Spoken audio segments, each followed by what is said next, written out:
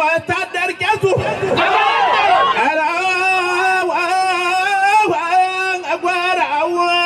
أنا قدي أمورنا وغزر يا وتدر كسو ويتبقى لسوا نفسه أرجورو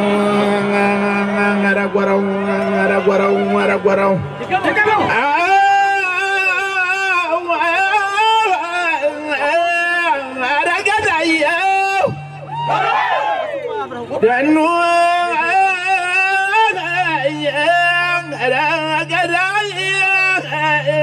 أنت كسر زر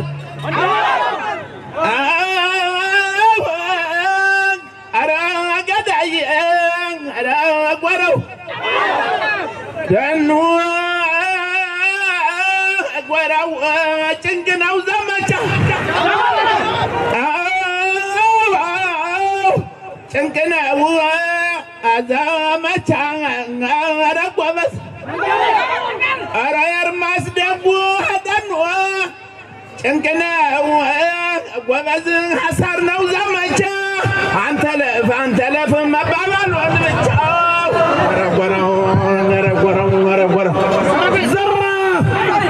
يتصرفوا بمساريو في ثمان مالفوا جناه مسدقوا مالتي هنو عندو يتجننوا هي فروبريه هدوا ميقلوا سو قبليه جينو بيت اسرائيل امزق زوت عيساو انداموليه قبات زريه لبيتو تقلنا طراياليه يجنا وطات يجنا وجنا يلقلقوا هند دمنا يوطلتو هدم قطنا አባቴ ሆይ አባቴ ዘሪያ ለቤቱ ጥቅለት ጦራያለህ በጣም ትሎ የርማስደጉ ህመጣ እንደሆነ በጣም ትሎ እናጅሬ ህመጣ እንደሆነ ሳይደነግጡ ህልብ ነው መሆን አረ ጦሪም ቃለም ጦር ይቅር የጦር ልምላለው ይላል ቅርቅር ሲመጣ ተደንግጦ ወዲያው ተመዞ ገና ሽጉጡ ግልግልው ሳይል አንድ ሰው ሳይወር ጥይቱ ሳይ ባሪያውናል ቻለውናል ላልኝ አድርና አልያ ከዛው በረኛ አራበራም አራወንድም ቻለው አራወንድም ቻለው ያባሮ ገበሪያ የወንድም ያለጅ አታሙላት ልጅ አራዳዶ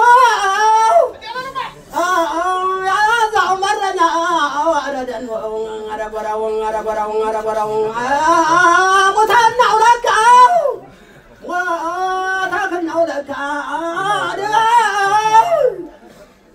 وعندي برات وعندي رنادي رادي يا متنا ولك لك دايم سايفتر بانت يتلك هيدرا فلا بموتي جاي وينو تملكت بجوادلا داي بيزو برات برات ولا داي ما يدرادر باغر غداي كلبت يروط راتون ገዳይ እኮ በሞት ገዳይ መጥወለቃ ቻለ አራፍቱ ማታ ማወላውል ማመናታ ባንዱ ብረት ባንዱ ቃታ አተቋቆሱ ያለው ፋታ እግር ነው ሲሉ ትራስ ሊመታ አረማመዱ ያለው ኮችታ ባንድነት ግን በመቀደራሽ እንደፈችታ ለኮ በሞት ገዳይ መጥወለቃ ቻለ ወንዱ ቻላቸው አባ ኮስተር ያኔ ታየዋች ያለ ኮስተር ለጠላት ሁለት ለወዳጅ ማር አንበሳንጅ ነው የብረት አጥር ይላረመኔ ሰይጣን አማስ ይሁዲዎችን ለመጨረስ አልልሞ አቅዶ ጥቃት ቢያደርስ እዩ ታጅሬ ባርወ ሲደርስ የወገኖቹ እንደም ሊበልስ አለኮ በሞት ገለይ በቷለቃ ቻላቸው ጀና ወንድሜ ብሎ በመቅረት ሀገር ሲደፈራ ላይ ቁሜ አዛ ላይ ገብቶ የሚለው ጉሜ ለሀገር ዘምቶ የመታገል ማርኮ መመለስ ድርመጣል ከዘር የመጣለው አብስላለ በሞቲ ከበላይ ነው ከቴዎድሮስ ያጥበጠብጠው የውጊያሱስ ለእናት ሀገሩ የሚገብር ነብሰር ከዳዊት ነው ከሰለሞን ወርሶት የመጣው ወንድነቱን ለሀገር ለወገን መስዋዕት መሆን ያገሻዎች ሊቸግረው አጅሬ የጦር መሐንዲስ የጦር ገበሬ ገሎ የሚሞት ነው ብሎ ለሀገር ያለኮ በሞቲ ከወለዱ አይቀር ካልቀረምጡ እንደ ቻሌ ነው እንደረመጡ ጀለበልማን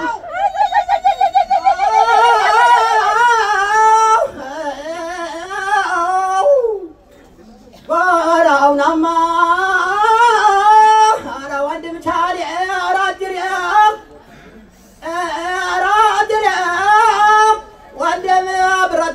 أني ودمع كرات كدن أكف عرقتني أنت يتوقعوني معنا الله زبعنا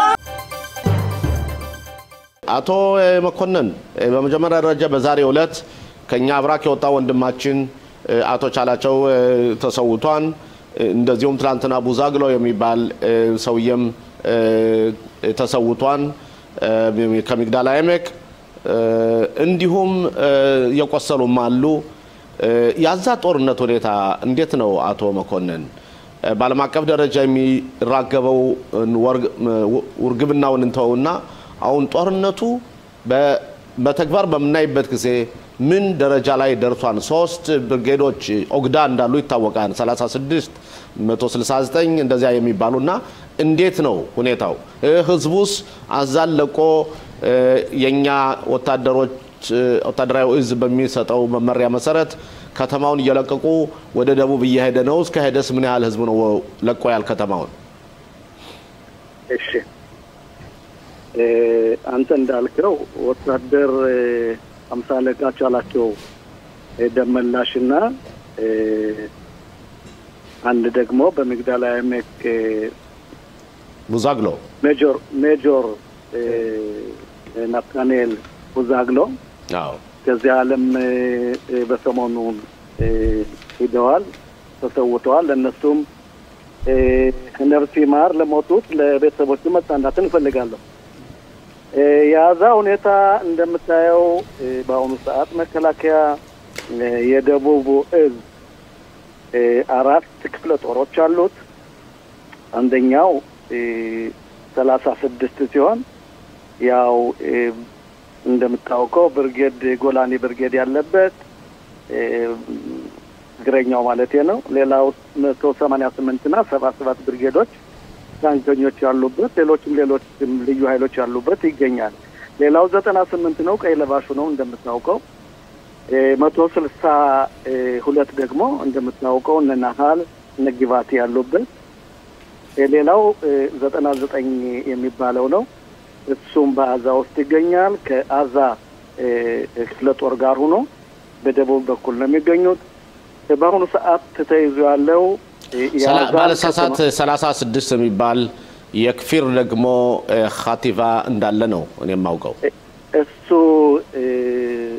ኻቲቫ ሻሞት ይባላል ክፊር የሚባለው እሱም በአሁኑ ሰዓት በደቡብ ዝና በአዮሽ ነው የሚገኘው ብዙ ነው በዛ ውስጥ በአሁኑ ሰዓት አንድ አሽሞናም የሚባል አንዲት ዩኒቲ ከዛ አካባቢ የገባች ትገኛለች ሙሉ በሙሉ መከላከያ በሰሜንም በደቡብም በምስራቅም በይሁዳ በሸምሮንም ሙሉ ተሰማርቶ ስራውን እየሰራ ነው ግን በአዛው ስላልከ ብቻ በአዛው በአሁኑ ሰዓት ያው እንደነገርኩ 3 ክፍለ ጦሮች አሉ እነዚህ ክፍለ ጦሮች በተናበበ መንገድ የአዛን ከተማ ለመውረስ እየታገሉ ነው ለመቆጣጠር ሙሉ በሙሉ አልተቆጣጠሩም ገና በደንበሩ ነው ያሉት ምክንያቱም እንደምታውቀው በአዛ ከተማ ውስጥ ከሚሊዮን በላይ የነበሩ ህዝቦች በአሁኑ ሰዓት እንደሚነገረው ከሆነ ከ650,000 በላይ ያን ቦታ ለቀው ወጥተዋል የሐማስ ትልቅ ተጽዕኖ አለባቸው ሐማስ ህዝቦቹን እየገደለ ነው ወታደሮቹን እንዳይወጡ እያለ እየተከላከለ ነው ግን ህዝቡ በፍራትም ይሁን መጠንቀቅ ስላለበት ወደ 650,000 ህዝብ ወጥቷል የቀረው ወደ 350 እየወጣ ይገኛል ስለዚህ እንደምታውቀው ይህ ድርጊት የሚደረገው የዘመቻ የታገቱ ወገኖቻችን ለማስመለስና ከሐማስ ላይ ትልቅ ተጽዕኖ ለመፍጠር ነው ሙሉ በሙሉ ያልገቡበት ምክንያትም ታውቀዋለህ ህብረተሰቡም ግልጽ ከሆነ ግልጽ ማድረግ ካለብኝ በአሁኑ ሰዓት እንደምታውቀው በአሜሪካ ውስጥ የሚካሄደው በኒውዮርክ አቶ መኮንን ሐማስን ለማጥፋት ለማስወገድ ነው ወይስ ሐማስን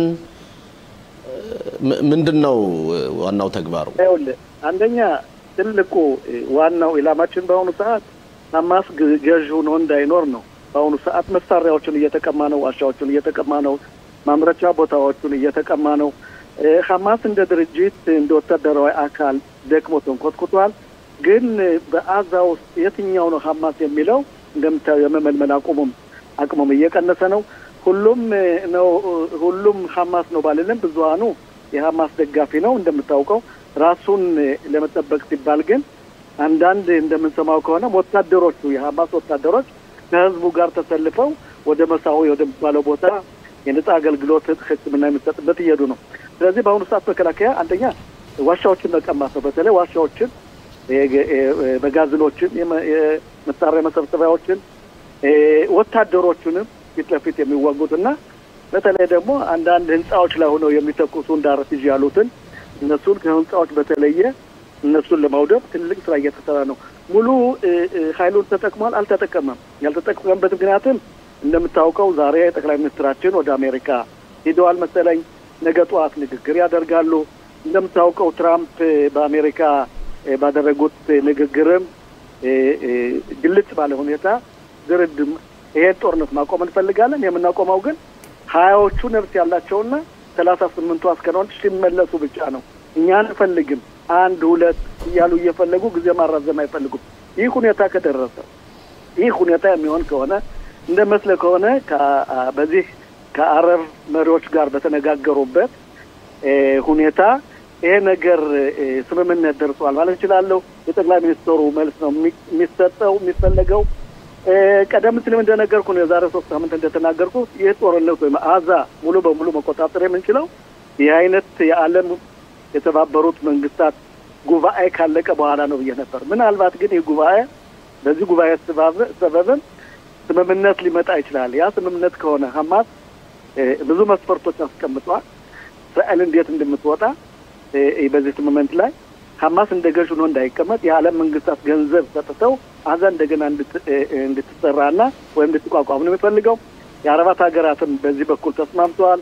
ወታደሮቹን ለመላክ አዛ ላይ እንዲኖሩ የሐማስ ግዛት የሚባልና ሐማስ መሳሪያውን እንዲፈታ ይሄ ነው በአሁኑ ሰዓት ድርድር ያለው። ስለዚህ ኮሎኔል መኮንን ወደ ጦርነቱ ለመልሰልና አሁን ያለውን ተጨባጭ ሁኔታ የእስራኤል መከላከያ ሺፋ ሆስፒታል ከሚባለው ለምሳሌ ካንዴ ሁለቴ ከሁለቴ ሶስቴ ገብቶ ነበር። እዛ ውስጥም የጦር መሳሪያዎች ተከማችተው ዋሻ ተገንቶ እርምጃ ሁሉ ተወስዶ ነበር። አሁን ግን ባለፈው ሳምንት ስናይ እዛ ሆስፒታል ሆኖ እየተኮሱ የኛን ወታደሮች ለመጉዳት ሁሉ ተሞክረዋል። እንዴት ነው ስለ ሆስፒታሎች ሁኔታ እዛ ላይ የኛ ወታደሮች በምን አይነት ስራ እየሰሩ ነው? ህይወታቸውን አደጋ ላይ እየጣሉ ነው? አንዱ ጥያቄ። ሁለተኛው ጥያቄ እንዴት ነው አሁንም ቢሆን እኮ ሐማስ ሮኬት እየተኮሰ ነው። ባለፈው ለምሳሌ ባጅዶድ እንዲሁም ወደ አዛ ደንበር አካባቢ ሮኬት ይተኩሳሉ። እንዴት ነው ነገሩ? ሐማስ አልሞት ባይ ተጋዳይ ነው። ሐማስ እንደ ድርጅት ያለውን መሳሪያ መጨረስ ይፈልጋል አለው ማለት ይፈልጋል። ይሄን የሚያደርገው ግን መከላከያ በሚያደርገው ተጽዕኖ ነው። ሽፋ ውስጥ ከሆስፒታል ውስጥ ገብተን ነበር ወጥተናል ተመልሰን እንገባለን። ይህ ነው ይህን ጦርነት ውስብስብ የሚያደርገው። ሐማስ እንደምታውቀው ከምድር በላይ ሐማስ ያለውን አይደለም እንዋጋው። ከምድር በላይ ያለው ምናልባት ኖርማል ሐማስና አንዳንድ ወታደሮች ተራ ወታደሮች ነው። መካከለኛ ወታደሮችና መካከለኛ መኮንኖቹ ያሉት ከምድር በታች ነው፣ ከሆስፒታሎች ነው፣ ከሰብአዊ ተቋማት ነው፣ ከሆስፒታል ነው፣ ከትምህርት ቤቶች ነው፣ ከእምነት ተቋማት ተጠግተው ወታደሮችን ለመጉዳት የሚያደርጉት ጥረት ከፍ ያለ ነው። ግን ይሄን ደግሞ መከላከያም ጠንቅቆ ያውቃል። የጦርነት መጥፎ ገጽታውን በዚህ አይነት ሁኔታ ሁሉንም ማየት ስለማትችል አንዳንዴ አልፎ እንደዚህ አይነት ድርጊቶች ሊፈጠሩ ይችላሉ። ከፈቀድክልኝ ወደ አንድ ነገር ልመለስ ግን ሽሎሞ መንድሮ ካንተ ነው።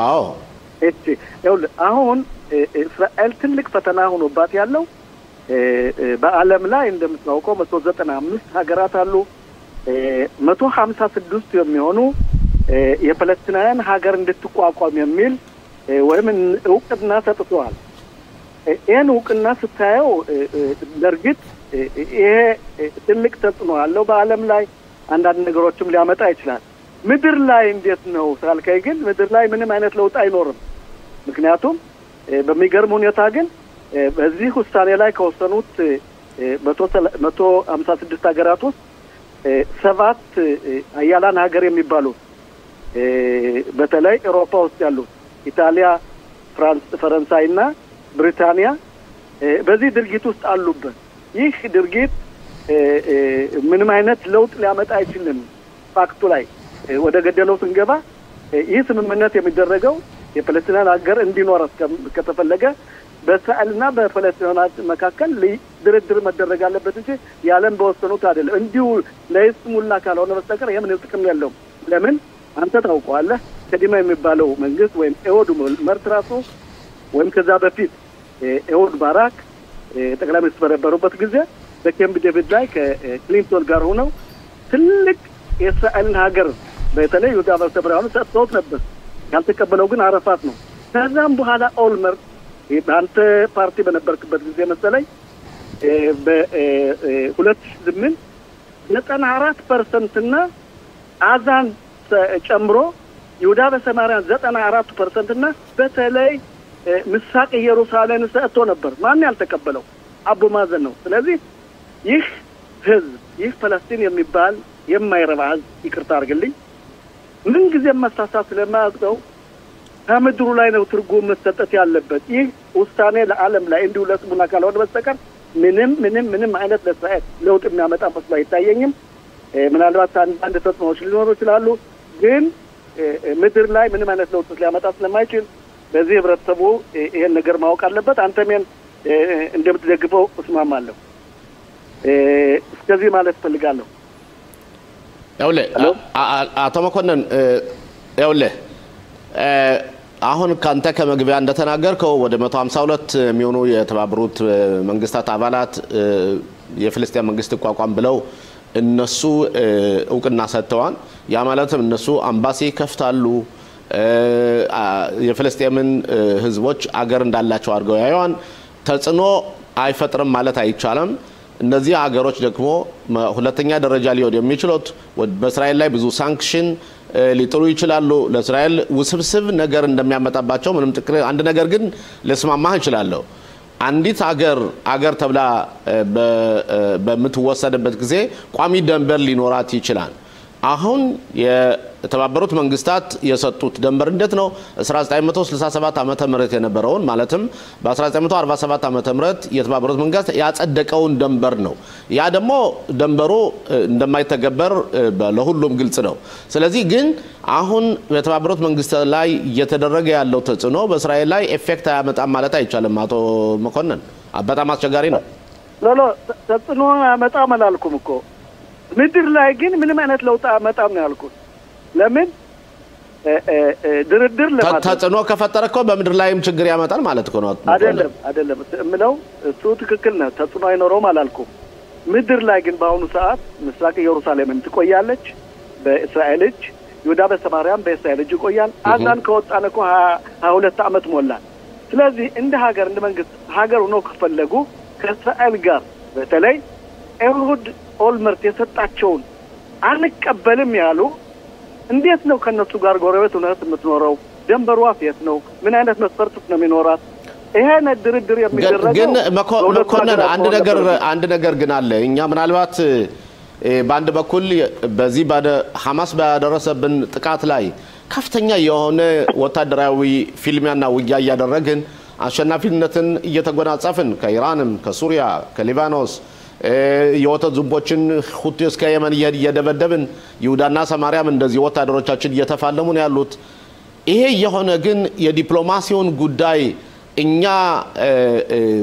ወድቀን አልሰጠነውም በዲፕሎማሲ እኮ አንድ ወታደራዊ ዘመቻ እኮ መጨረሻ ላይ ውጤቱ ወደ ዲፕሎማሲ ሲተረጎም ነው እና ወደ ዲፕሎማሲ በሚተረጎምበት ጊዜ እዚህ ላይ ውድቀት የለንም ነው ወይ ጥያቄው ሮማ መንግዘም እስራኤልን ሀገር ለማወንጀል እንደምታውቀው በተባበሩት መንግስታት ይሁን በሌላው አካል ከኢራን ይልቅ ከሱሪያ ይልቅ ከደቡብ ሱዳን ይልቅ ከየመን ይልቅ እስራኤልን የዓለም መንግስታት እንደሆነ ጆኖ ነው የሚኖሩት ይማንም ብናደርግ ሌላው ቀርቶ 94% እንኳን አውድ ምልክት ሰጥቶም ያልተቀበሉ የዓለም መንግስታት መንግዘም እስራኤልን ለማወንጀል ወደ ኋላ አይሉም ይሄም ይቀጥላል ስለዚህ ዲፕሎማሲያዊ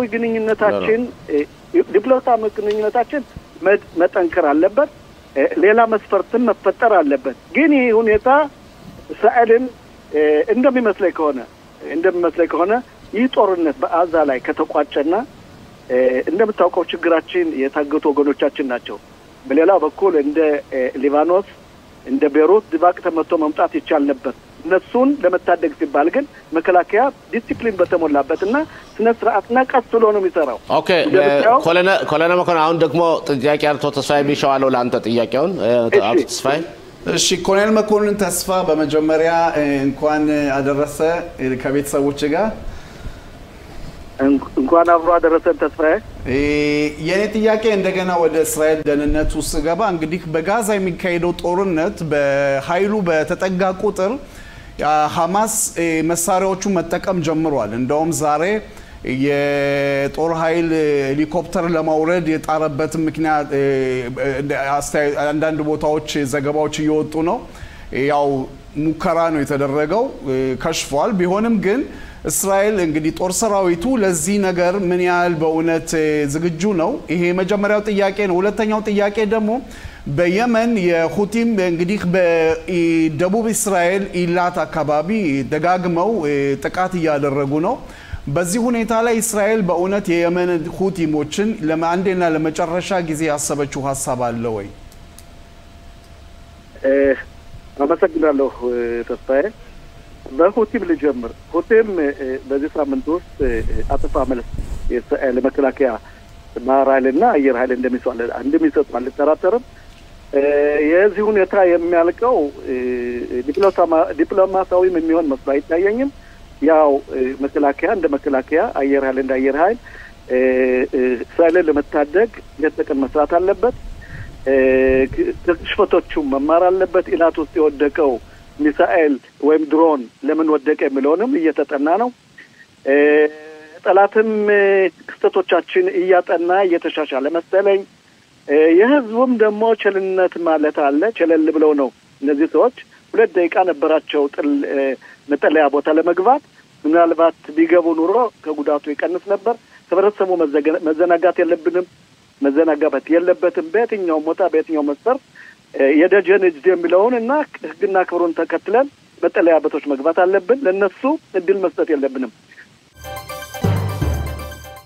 ዶክተር ባንቺ ጀምራለው ይሄን አመት እንዴት ነው ሁለታችሁንም ተመሳሳይ ጥያቄ ብጠይቅ የሁለታችሁንም ሐሳብ ለመግለጽ መሞከር ነው ያሳለፍነው አመት እንዴት አየሹ ዶክተር በእውነት ያሳለፍነው አመት ቀደም ከነበረው ጋር ሲወዳደር ከፍተኛ መልካም ውጤትን ያየንበት ነው ይሄንም ያልኩት በጸጥታው ጉዳይ ሁላችንም እንደምናስተዋውሰው እንግዲህ 2 አመት ሊሆን ነው ጥቅምት 7 ቀን 2023 ዓመተ ምህረት የሐማስ ሽብር ፈጣሪ ድርጅት ወደ ሀገራችን ሰርጎ በመግባት ከ1200 በላይ ዜጎችን በመግደል እንዲሁም ደግሞ ጠልፎ በመውሰድ የፈጸመውን አሰቃቂ ሽብር ፈጠራ ድርጊት የምናውቀውና የምናየው ነው ያም ሆኖ ግን ታቅዶ የነበረው ሀገራችን እስራኤልን በ7 አቅጣጫ ለማጥፋት ነበር ይሄው በደቡብ ክፍል በሐማስና በጂሃድ በሰሜኑ በኩል በህዝቡላ ሽብር ፈጣሪ ድርጅት በምስራቁ በኩል በፍልስጤማውያን ከዛም አልፎ ደግሞ ዋነኛው ቀንደኛው በሆነችው በኢራን አማካኝነት በየመን በሁቲም እንዲሁም በኢራቅ በአጠቃላይ በ7 አቅጣጫ ሀገራችን ለማጥፋት ነበር እቅዳቸው ቢችሉ ደምስሰው እኛን ለማጥፋትና ሜዲትራኒያን ባህር ውስጥ ለመጨመር ነበር እቅዳቸው ነገር ግን የእስራኤል መከላከያ ጥንካሬ በተለይ የመሪያችን የጠቅላይ ሚኒስትር ቢንያሚን ኔታንያሁ ጠንካራነት እነሆ ሁኔታው ተለውጦ ምናየው የሐማስ ሽብር ፈጣሪ ድርጅት ቀንደኛ መሪዎችም ተደምስሰው የህዝቡላ ሽብር ፈጣሪ ድርጅት መሪ ናስራላም ተገሎ ከዛም ደግሞ የኢራን ጉዳይ ያልተጠበቀ የ12 ቀን ድብደባ ተካሂዶ ዓለም መካከለኛው ምስራቅ ይፈራት የነበረችው በተለይ በመካከለኛው ምስራቅ የአረብ ሀገራት ሲፈሯት የነበረችው ኢራንም ተደብድባ ጭራሹኑ የአየር ክልሏ ለእስራኤል ክፍት ሆኖ የምናየው በአጠቃላይ የተወሰደው እርምጃ በሙሉ ለአሁኑ ብቻ ሳይሆን ለብዙ አመታት ያክል ከትውልድ የእስራኤል ህዝብ ተረጋግቶ እንዲኖር የሚያደርግ ስለሆነ ይህ አመት በአጠቃላይ የነበረው ሁኔታ ስናየው ካለፈው ብርሃን ሰረቀ ወይም ካለፈው ሮሻሻና እስካሁኑ ድረስ ያየነው በአመት ውስጥ በርግጥ እስካሁን ምንም የተጠለፉት ወታደሮቻችን ባይመለሱም ቅሉ በአጠቃላይ ስንመለከት መካከለኛውን ምስራቅ ሙሉ በሙሉ ለውጠናል ሊያጠፉን የመጡት ጠፍተዋል ሊደመስሱን የመጡት ተደምስሰዋል እኛንን ጭራሹን ማየት መስማት አንፈልግም የሚሉትኝ በአሁኑ ሰዓት ነፍሴን አውጭኝ ይያሉ እየተደበቁ በካታር ወይም በኳታር ሁሉ እያየን ነውና በአጠቃላይ በሀገራችን በዚህ ዓመት ውስጥ የታየው ውጤት በጸጥታ በኩል አሁን ቀላል መስሎ ቢታይም ከብዙ ዓመታት በኋላ ከትውልድ ትውልድ እየተደነቀ የሚኖርበትና ከታሪክ ከትውልድ ትውልድ የሚተላለፍ ነው። አቶ ተስፋዬ አመሰግናለሁ። ዶክተር ፋሲል ወደ አንተ ልመለስና ያንተስ አስተያየት በዚህ ጉዳይ ላይ ምን ይመስላል? ይኸውልህ እኔ ትንሽ የተባለ ሁኔታ በጸጋ መለከቱ ጸጋ በአጠቃላይ ሁኔታ ነው ያለፈውን ዓመት እንደው አጠር በሆነ አጠር መጠን በፊት ባለ ሁኔታ ነው ያቀረበች በፊትም ጋዜጠኛ ስለነበረች ነው አጠር መጠን እኔ ደግሞ መለከቱ ደግሞ የሁኔታዎቹ የተፈጠሩትን ክስተቶች ማን ፈጸማቸው የሚለው ላይ ነው። ጥቅምት 7 ላይ ሁላችንም ለቅሶ ሆነን ነበር። ጥቅምት 7 ላይ ይህን ያህል በመላው ዓለም ዙሪያ የተከበረችው የተፈራችው እስራኤል እንዴት በነጠላ ጫማ በገቡ ሽብር ፈጣሪ ተወረረች የሚል ሁሉ ስሜት ይሰማ ነበር። ነገር ግን ከጥቅምት 7 በኋላ ጥቅምት 8 ቀን ጠቅላይ ሚኒስትር ቢንያሚን ኔታንያሁ ተነስተው እንደዚህ ቢያደርጉንም እኛ እስራኤላውያን ዓለምን መካከለኛው ምስራቅን በተለይ በዚህ ዓመት እንለውጣለን ብለው መናገራቸው ነው። ይህም ያሉትን ንግግር በተግባር ሊተረጎሙ ችለዋል። ምንም እንኳን ለዚህ ተግባር ተሳታፊዎቹ የሚሆኑት ከተራ ወታደር ጀምረው እስከ ላይ የጦር ኃይል አዛዦች ድረስ ቢሆኑም መከላከያው በኩልም ማለት በጸጥታ ጥበቃው በኩልም ድምጻቸውን አጥፍተው ማንነታቸውን ሲያሳዩ ያሉት የሞሳድና የሻባክ አባል ቢሆኑም ጠቅላይ ሚኒስትር ቢንያሚን ኔታንያሁ አገሪቱ መምራት በዚህ እስራኤል እስካሁን ድረስ አይታና ደርሳበት ባልነበረችው ጦርነት በተለይም ታጋቾች ተይዘውባት 250 ሰዎችና ወታደሮችን ነው ፍልስጤማውያን ጠርፎ ማለት ሐማሶች ጠርፎ ወሰዱት። ያ ባይሆን ነው የአዛ ድርሻው የዕጣ ፈንታው ምን ያህል እንደነበር የማይዘነጋ ነው። ስለዚህ በአጠቃላይ ከፍ እንመለከተው እስራኤል ራሷን ለመጠበቅ ቻለችበት እንደገና መልሳ ክብሯን ያስመለሰችበት እንደገና ጀግንነቷን ያሳየችበት ዓመት ነው ነው። በዚህ ዓመት ምንም እንኳን ብዙዎች የማይስማሟቸው ይጠሏቸው በዓለም ደረጃም በእስራኤልም በከፍተኛ ሁኔታ ትልቅ ክብር ያገኙት ጠቅላይ ሚኒስትር ቢንያሚን ኔታንያሁ ናቸው። አመሰግናለሁ። በድጋሚ ለሁለታችሁም ይሄ ጥያቄ የሚሆነው የማህበራዊ ኑሮ ላይ ነው። እንግዲህ የማይደበቅ ነው። በጦርነቱ ላይ ቤታቸው ተፈናቅለው ከሰሜንም ከደቡብም በተለያዩ ቦታዎች የኖሩ አሁን እንደውም ወደ ጋዛ ሰርጥ አካባቢ ከ190 እጅ የተመለሱበት ሁኔታ ነው። ቢሆንም ግን በጦርነቱ ጊዜ በጦርነቱ ሜዳ አካባቢ ያልሆኑ የእስራኤል ህብረተሰቦች እነዚህን ሰዎች ተቀብለው ያደረጉት ተግባር በጣም ጥሩ ተግባር ነው እስከሚመሰገንለት ነው። ቢሆንም ግን እነዚህ ሰዎች በአሁን ሰዓት የማህበራዊ ኑሯቸው ላይ ጫና አለ ወይ? ምንስ ያህል በምን ደረጃ ላይ ነው ያሉት? በአሁን ሰዓት የተለያዩ ጥናቶች እየወጡ ነው በሐኪም በሃይምሮ በተለያየ ነገር በዚህ ጉዳይ ላይ ዶክተር አንቺ በመጀመሪያ ከዛም በኋላ አቶ ፋሲል ብትነግሩ። እንግዲህ በመጀመሪያ ደረጃ አቶ ተስፋዬ ጦርነት ከባድ ነው። ጦርነት ሲባል ቀላል አይደለም። ጦርነት ብታሸንፍም እንኳን ብዙ የህይወት መስዋዕትነት ይከፈላል። የህይወት መስዋዕትነት መከፈል ብቻ ሳይሆን በምጣኔ ሀብት በኩልም ጉዳት ይደርሳል። ነገር ግን በአጋጣሚ ሆኖ ሀገራችን እስራኤል ጠንካራ በመሆኗ ምጣኔ ሀብቷ ነው 2 ዓመት እያስቆጠረ ነው። በዚህ ጦርነት ብዙ የገንዘብ ወጪ ወጥቷል። ምጣኔ ሀብቷ ጠንካራ ነው። ቀደም እንደገለጽከው አቶ ተስፋዬ በጦርነቱ ምክንያት በደቡብ ክፍል የነበሩ ሰዎች እስካሁን ከቤታቸው አልተመለሱም። ቤታቸው መመለስ አይችሉም። ቤታቸው አብዛኛው ተቃጥሎ ፈራርሷል። በሰሜኑ ክፍል ያሉትም በተመሳሳይ ሁኔታ በሰሜኑ ክፍል ያሉትም ወገኖቻችን በጥቂቱ እስካሁን አልተመለሱም። አብዛኛው ተመለሱ ብንል ደረጃ በደረጃ ያ በሆነበት ሰዓት እነዚህን ሰዎች ከቦታ ወደ ቦታ ማሸጋገር በሚቆዩበት ቦታ ወጪ አለ፣ የመከላከያ ኃይሉ ወጪ አለ፣ የጦሩ ከዛም አልፎ ተጣባቂ ወታደሮች ወይ ሚሊዮን የምንላቸው የነሱም በርካታ የገንዘብ ወጪ ጠይቃል። ከዛም አሁን የገለጽከው ሁኔታ አለ። በጦርነት በርካታ ቆስለውብናል። ከቆሰሉት መካከል ያካል ብቻ ሳይሆን ጉዳት የአይምሮ ወይም የስነ ልቦና የደረሰባቸው ብዙ ናቸው። እነዚህንም ቢሆን መርዳት ያስፈልጋል፣ መልሶ ማቋቋም ያስፈልጋል። ይቅርና ልንገር ወጪው ከሚገርመው ወጪ የወጣው ለኛ ዜጎቻችን ለተጎዱት ወይም የኛን ደህንነት ለመጠበቅ ለመከላከያ ኃይሉ ወይንም ደግሞ ለተጣባቂ ወታደሮች ለቤተሰቦቻቸው ለሌሎች ሳይሆን በጋዛ ወይም ባዛ ለሚኖሩ ፍልስጤማውያን እንኳን በጦርነቱ ምክንያት እንዳይጎዱ እንዳይራቡ ምግብ የምንሰጣቸውኛልን እየሰጠናቸውም አስራቡ እየተባለ ነው በእኛ ላይ መጥፎ ነገር የሚቀሰቀሰውና በአጠቃላይ ጦርነት ከባድ ነው ጦርነት ቀላል ነው እንዲያውም እስራኤል ምጣኔ ሀብቷ ጠንካራ ሀብታም ሀገር ሆና ነው እንጂ ሌላ ሀገር 2 ዓመት በሙሉ በጦርነት ላይ ምጣኔ ሀብቱ ሳይደቅ መቆየት አይችልምና በርግጥ በኑሮ ውድነት ለውጥና ያለን የኑሮ ውድነት አለ የዋጋ መጨመር መናር ያያየን ነው የሁሉ ግን ስታዩ በ2 ዓመት ውስጥ ከወጣው ወጪ ጋርና ካለው አስፈላጊ ሁኔታ ጋር ሲታይ በጣም ከፍተኛ ለውጥ ነው ያለው አቶ ፋሲል ጥያቄውን መልስልኝና ከዚህ ጋር ያይዤ መጠይቅህ እንግዲህ በዚህ ዓመት በዚህ ቻናላችን በ140 በአይቲቪ በእውነት ከጦርነቱ በፊትም ከጦርነቱም በኋላ ለመዘገብ የሞከርነው አለ በጣም መረጃዎችን ያወጣን ለተለያዩ በአለም ላሉ ተመልካቾች አሳይተናል በዚህ ጥያቄ ላይ አንተ ከባድ ነው የምትለው ለመዘገባም ከባድ ነው ግን ህዝቡ ዓለም ማወቅ አለበት የምትለው ነገርም ትጠቅስልኝ ደስ ይለኛል እሺ በማህበራዊ ጉዳይ እንዳልከው እንጀምርና ወደዚህ ወደ አንተ ወደ አቀረብኩት ተጨማሪ ጥያቄ አልፋለሁ ተጋሙ ሙሉ ገልጸዋለች ለማለት ይችላል ምክንያቱም ማህበራዊ ጉዳዩን የቤት መገንባቱን እንደገና መልሶ ማቋቋሙን ለጦርነቱ ከሚወጣው ከሌላዎች ጋር ለይቶ ማየት አይቻልም እና ጦርነቱ ብዙዎች አስወጥቷል ግን በሚያስገርም ሁኔታ እስራኤል ራሷን ለማቋቋም የቻለችበት ደረጃ ደርሷል የራሷን ኢኮኖሚ በሚያስገርም ሁኔታ ኢኮኖሚ አሁን ዓለም ላይ ጠንካራ ናቸው ከሚባሉት ኢኮኖሚዎች አንዱ ነው በሚያስገርም ሁኔታ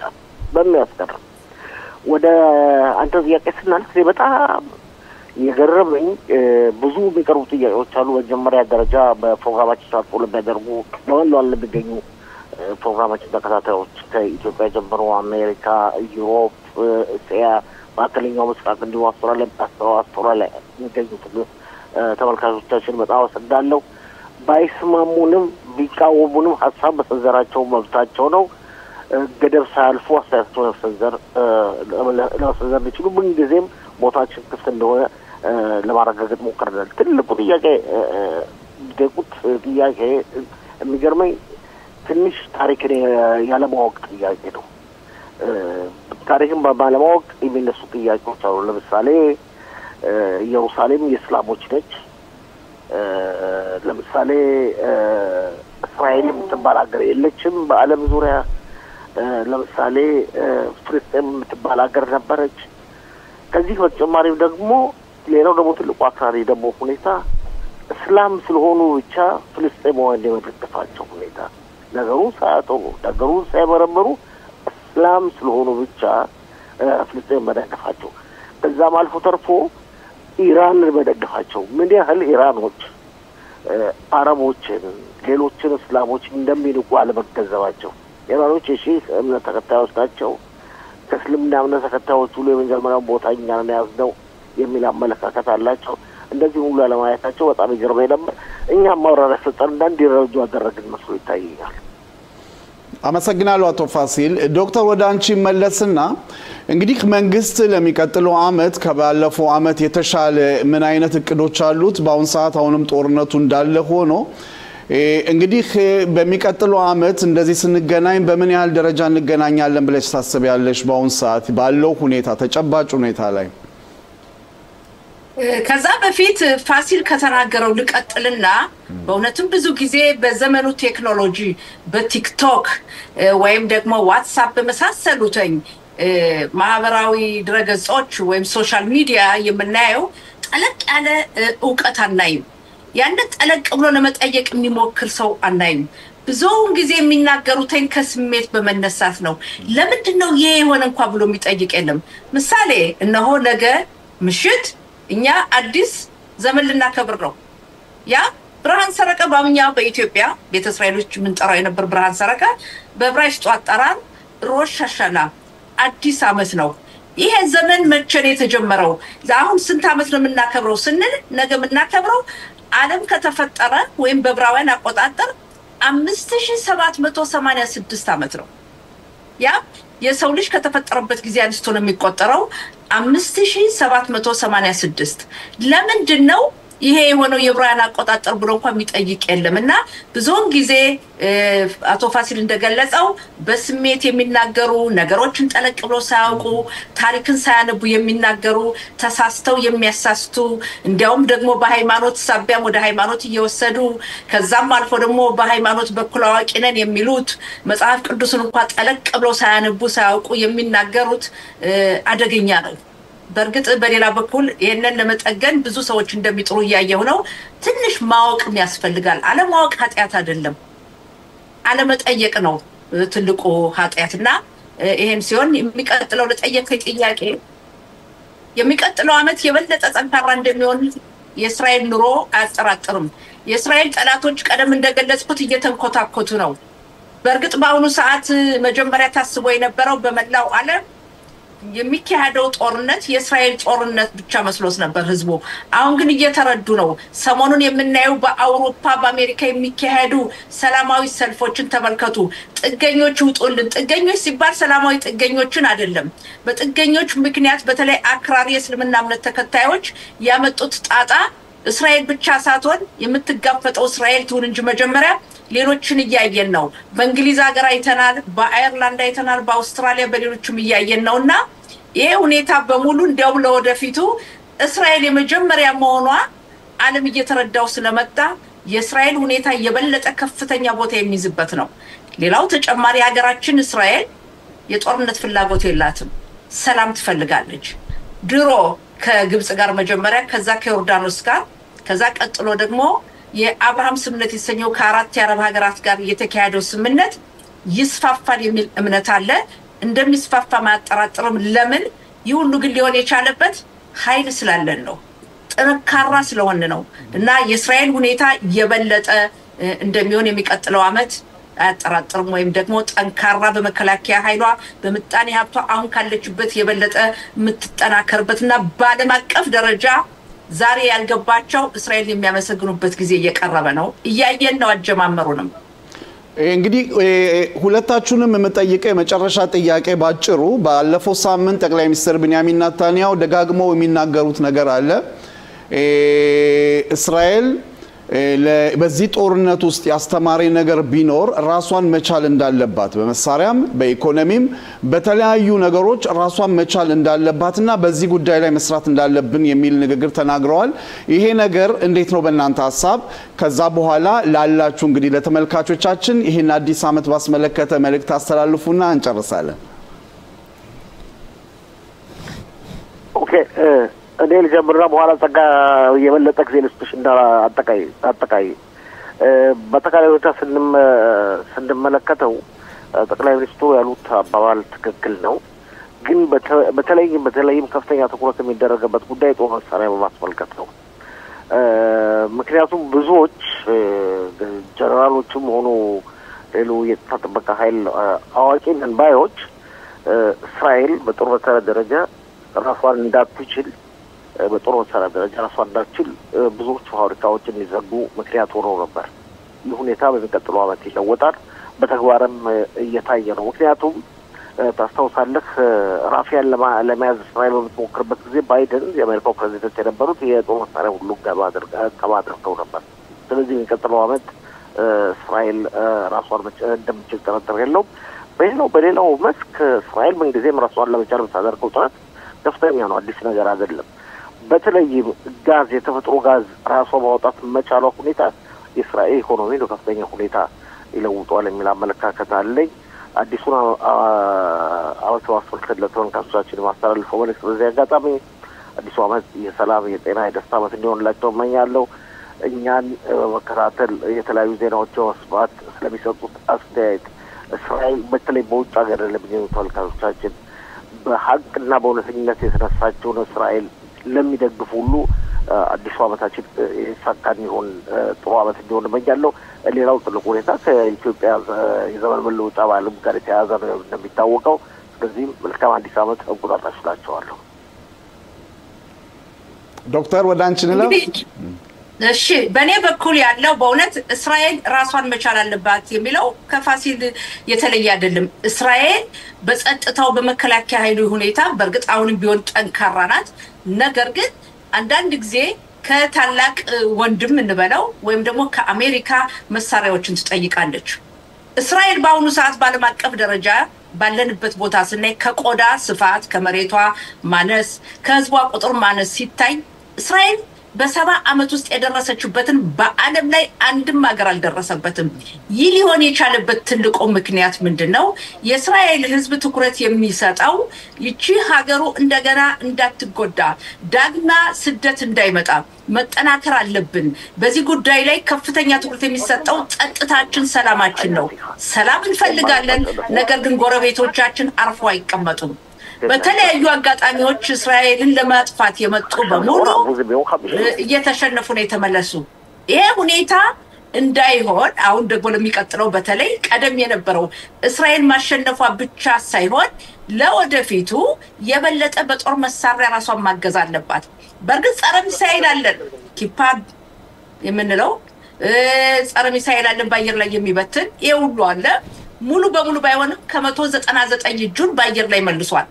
ኢራን ከ300 በላይ የተኮሰችብን በሚያዝያ ወር ሚሳኤሉ አንድ እንኳን ሀገራችን ክልል አልወደቀም። ይሄ ሁሉ ግን በቂ አይደለም። በተለይ በባይደን አስተዳደር ፋሲል እንደገለጸው የጦር መሳሪያ የሚያስፈልገውን እስራኤል በጠየቀችበት ሰዓት ባይደን በዚህ ጉዳይ ላይ የነበራቸው አመለካከት መስጠት አልፈለጉም። ያኔ ጠቅላይ ሚኒስትር ምንድነው ያሉት? ሲሆን ጦር መሳሪያ ይኖርናል፣ ባይኖረንም በጥፍራችን እንዋጋለን ብለዋል። ይሄ ትልቅ መልእክት ነው። ያ ማለት አሁንም ቢሆን አለን መሳሪያ፣ ነገር ግን ለወደፊቱ የበለጠ ይኖርናል። ከማንም እርዳታ አንጠይቅም፣ ራሳችን እንችላለን። ጦርነት አንፈልግም፣ ሰላም ነው። በሚያስፈልገን ጊዜ ግን ከማንም እርዳታ መጠየቅ የለብንም የሚል ነውና ይሄ በጣም ትክክለኛ አባባል ነው። ሌላው አቶ ተስፋ የሚገልጽልህ በዚህ አጋጣሚ እስራኤል በጣም ጠባብ ሀገር ናት እና ካሁን በፊት የጋዛ ሰርጥ ብለን የምንጠራው በመለቀቁ ምክንያት የደረሰው ጉዳትን እያየን ነው። ይሄንን በተመለከተ እስራኤል ለወደፊቱ ባሪየል ሻሮን እንደተለቀቀው መሬቱ መልቀቅ የለብንም። ለምን? መሬት ፈልገን ሳይሆን መሬት ጸጥታችን ነው። ዳሩ ስንለቅ መሃሉ ዳር ይሆናል የሚል ነው። ያም ሆነ ይህ በአሁኑ ሰዓት የምናየው ተጨባጭ ሁኔታ እስራኤል አሜሪካ ከጎኗ ብትሰለፍም ወይም ደግሞ አሜሪካ ለእስራኤል ያላት ፍቅርና ድጋፍ ብናውቅም ራሳችን ሙሉ በሙሉ በእኛ መሆን አለበት ነው የምለው። ዶክተር እንግዲህ አዲሱን ዓመት ባስመለከተ መልእክት እናድርግና በ30 ሴኮንድ እንጨርሳለን። ጥሩ እንግዲህ የሚመጣው ዘመን በመጀመሪያ ደረጃ በእውነት ሰላም የሰፈነበት የተረጋጋ የሀገራችን ዳር ድንበር በጥሩ ሁኔታ ተጠብቆ የሚኖርበት ለሀገራቸው የህይወት መስዋዕትነት የከፈሉ ጀግና ልጆቻችን ወታደሮቻችን ነፍስ ይማር። ወታደሮቻችን ድልን ተጎናጽፈው በሰላም ወደ ሀገራቸው ይመለሱ። ከዛም የቆሰሉት ምሕረት ይላክላቸው። ዋናው ትልቁ በዚህ አሰቃቂ ሽብር ፈጣሪ ድርጅት ተጠልፈው የሚገኙ ወገኖቻችን እንዲመለሱ ነው። ይሄ ነው ትልቁ ምኞቴ። ከዚህ በተጨማሪም ለህዝብ እስራኤል በሙሉ መልካም ዘመን ያምጣልን፣ አዲስ ዓመት ይሆንልን። በመላው ዓለም የሚገኝ ህዝብ እስራኤል በሙሉ እንኳን ለ5786 ዓመት በዕብራውያን አቆጣጠር በሰላም አደረሰን። ሻናቶባ እንኳን ለብርሃን ሰረቀ በዓል የክኔሴት አባል ዶክተር ጸጋ ፈንታውን ሻናቶባ ላንቺም ከኛ ከዚሁ የሥራ ዘመንሽ እንግዲህ የተቃና ይሁን። እናመሰግናለን። እና ይስጥልኝ። አመሰግናለሁ አቶ ተስፋዬ ሻናቶቫ። ተመልካቾቻችን እንግዲህ ተመልሰናል። አቤት ተስፋዬ እየሰማሁ ከአቶ ሰሎሞን ጋር በሚደረገው ውይይት መሳተፍ ስለማልችል ተመልካቾቻችን በዚህ አጋጣሚ መልካም አዲስ ዓመት እመኛለሁ። አንተና አቶ ሰሎሞን በቂ ጊዜ ኖራችኋል። ውይይታችሁን ትቀጥላላችሁ። አቶ ፋሲል እናመሰግናለን። ለእናንተ ለአይ ቴሌቪዥን ጣቢያ በጦርነቱ ጊዜ ያደረጋችሁት አስተዋጽኦ፣ ለቤተሰባችን የሰጣችሁት መመሪያ፣ ለተሰባችሁ መልእክት እንዲደርሰው ራሱን እንዴት መጠበቅ እንዳለበት ያቀረባችሁት አስተዋጽኦ በጣም ነው የማመሰግነው። በእውነት አይደል ደከመኝ ሰለቸኝ ሳትሉ የስርጭት ሰዓታችሁን ያለምንም ክፍያ በገዛ ጊዜያችሁን ሰውታችሁ ለህብረተሰቡ የስርጭቱን ሰዓት ጨምራችሁ ለሰጣችሁት አገልግሎት በእውነት ቃላት ያንሰኛል እንዴት እንደማመሰግንና ለእናንተ ምስጋና ይድረሳችሁ። ለሚቀጥለው ዓመት ጦርነት ቀርቶ ሌላ ነገር እንድታሰራጩ መልካም ምኞቴን እገልጻለሁ። አሜን አሜን። ሻና ቶቫ ቻችን ከአይተሙ ተመልሰናል። አቶ ተስፋዬ የሃይማኖትን አባት ለማግኘት እየሞከርን ነው። ሃይማኖት እንደሚታወቀው ብዙ ጊዜ ሆነ ጠፍታ ያለችበት አይታወቅም፣ ፖሊስ የሚያደርገው አይታወቅም። በጣም የሚገርምና የሷ ልጅ ሁኔታ ቅጣምባሩ የጠፋበት ጉዳይ ነው ሆኖብን ለሁላችንም ይሆናል እና እስቲ ምን ታስባለህ ስለ ልጅ ጉዳይ? እንግዲህ በእውነት አቶ ሽሎሞ የሃይማኖት ካሳው የህፃን ልጅ መጥፋት ወይም ደግሞ መጠለፍ ተጠልፋለች ለማለት ራሱ መንግስት ይከበደው መስሎ ይታያል። ሆኖም ግን ቤተሰቦቿ እስካሁን ድረስ በሚያደርጉት ጥረት እና የሷን ፍለጋ በበጎ አድራጎትነት በእውነት ከህብረተሰባችን ውጭም ጠቅላላ የእስራኤል ህብረተሰብ የሷን መገኘት የሚመኙ ሁሉ ፍለጋቸውን እየቀጠሉ ነው እና በብዙ ደረጃዎች አንዳንድ ዘገባዎች ሰማለ ብዙን ጊዜ ወይ ራቅ ብላ በፍልስጤም አስተዳደር ስር የሚገኙ አንዳንድ አረብ ክልሎች ውስጥ እንገዛ ደብቀዋት ይሆናል የሚልም አለ። እንግዲህ ይሄንን ለማረጋገጥ ምንም የሚያደርጉት ጥረት አለ። ያው የግል የሆነ ጥናቶች እየተደረጉ ነው። ሆኖም ግን ቤተሰቦቿ በእውነት ማለትም ቤተሰቦች ራሳቸው ገንዘብ እየከፈሉ ወይም ማህበረሰቡ በሚያደርግላቸው የስጦታ ወይም ልጋሶ ሆኬር ፕራቲ ይባላል ነው የፕራይቬት ወይም የግል መርማሪ ወስደው የመረመሩ ነው ያከይ ነው መርማሪ ያላቸው። ሆኖም ግን በእውነት በቂ በጀት የላቸውም። ያው ያላቸው በጀት መንግስት የሚረዳቸውን መስተዳደር የሚረዳቸው ነው። ሌላው ያነበሩበት ይሄ ማርከስ ክሊታ የምንለው ይሄ ጊዜያዊ መጠለያ መለማመጃ ቦታ ላይ እንግዲህ ህንጻው እንዳለ ወጥቷል። የቀሩት እነሱ ብቻ ናቸው። ማለትም ሰው እዛ የነበረው ህዝብ በሙሉ አልቆ የቀሩት የሷ ቤተሰብ ብቻ ናቸው። ለምን ነው እነሱ ብቻ የቀሩት? አንደኛ ነገር እንግዲህ የተጠለፈችው ሃይማኖት ድንገት እኛ የወሰዷት የጠለፏት ሰዎች እዛ አካባቢ መተው አንዳንድ መረጃዎች ይሰጡናል ወይም ደግሞ እንደውም እግዚአብሔር ካለ እሷን ራሷን አመጣው ቁጭ አድርገው ይሄዳሉ የሚል ሐሳብ አላቸው ወላጆቿ። በዛ ምክንያት ከዛ ቦታ መንቀሳቀስ አይፈልጉም፣ መቀየርም አይፈልጉም። እንግዲህ ያ ህንጻ በጣም ትልቅ ህንጻ ነው። ባዶ ቦታ ውስጥ ነው። በነገራችን ላይ መጀመሪያ እስራኤል ሀገር እንደመጣው በ4 ቀን 2ኛ ወር 84 ዓመተ ምህረት ለመጀመሪያ ጊዜ ወጣቶች እኛ ነበር ያን ቦታ የከፈትነው ለመርካዝ ክሊጣ ሆኖ ማለት መጠለያ ቦታ አውቃለሁ። እዛ ቦታ ሄጄ እኔም ቦታውን አይቼዋለሁኝ ለፍለጋ የሄድንበት ጊዜ በጣም ትልቅ ነው። እንግዲህ መውጫና መግቢያው ራሱ ለማያውቀው ሰው ግራ ያጋባል። እቺ ህፃን ልጅ እንግዲህ ያው ስትገባና ስትወጣ የሚያሳይ ምስል አለ፣ ተደጋግሞ የሚታይ ነው። በአሁን ሰዓት ወላጆቿ በእውነት ይሄው እንደገና አዲሱን አመት በዓል ያለ ሃይማኖት ነው ያሳለፉት። በጣም የሚያሳዝን ሁኔታ ነው። በተከታታይ በክኔሴት በፓርላማ የተከታታይ ኮሚቴ እየጠሯቸው ንግግር ያደርጋሉ፣ ግን ምንም አይነት መፍትሄ ሊገኝለት አልቻለም። የሚገርመው ነገር ለምሳሌ እንደዚያች አይነት ህፃን የሷ የሃይማኖት ጉዳይ የኛ የኢትዮጵያ የመጣነው ይሁዲዎች ብቻ ሆኖ የሚሰማን ስሜት ማለትም ህዝበ እስራኤል ወጥቶ የዚች ልጅ ጉዳይ አሳስቦት አብሮ ሰላማዊ ሰልፍ ለማድረግ ገንዘብ ለማውጣት መንግስትን ጫና ለማድረግ ክነሴት ሄዶ ለመጮህ ምንም አይነት ልክች ልጅ የኛ ብቻ ችግር እንጂ የማህበረሰቡ ችግር ነው መስሎ አይታይም። እንደውም እንደሱ አይነት ደግሞ አንድ ኻሪዲ ወይም ሃይማኖት አክራሪ ህፃንም እንደዚሁ ጠፍቶ እዛ አካባቢ የቀረ ልጅ አለ እና ታዲያ ምንድነው መንግስት በዚህ ጉዳይ ከፍተኛ በዚህ ቴክኖሎጂ በረቀቀበት ዘመን ለምን ነው የበለጠ ውጤት ላይ ሊደርሱ ያልቻሉት? እንግዲህ